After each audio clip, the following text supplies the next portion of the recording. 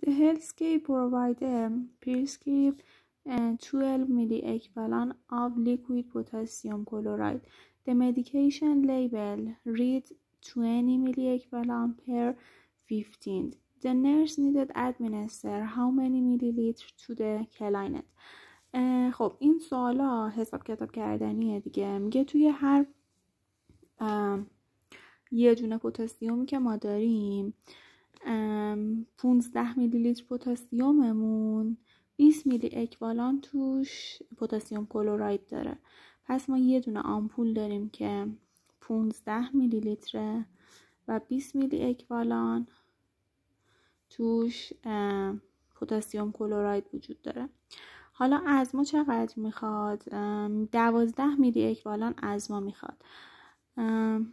12 میلی اکوالانش چقدر پتاسیم کلراید داره؟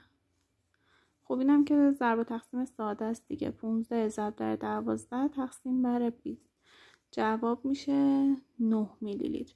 یعنی ما واسه این که بتونیم 12 میلی اکوالان پتاسیم کلراید از یه آمپولی که 20 میلی لیتره و 15 میلی لیتر و 20 میلی اکوالان داره برداریم، باید 9 cc ازش پتاسیم کلراید برداریم. خب جوابمون هم که اینجا درسته. میگه واسه جواب دادن به اینجور سوال ها باید به داده های سوال توجه کنیم و اینکه زمانی که میخوام آزمون بدیم میتونیم حتی از ماشین حسابی که توی کامپیوترش هم هست هم استفاده کنیم. فقط یه ضرب و تقسیم ساده داره دیگه.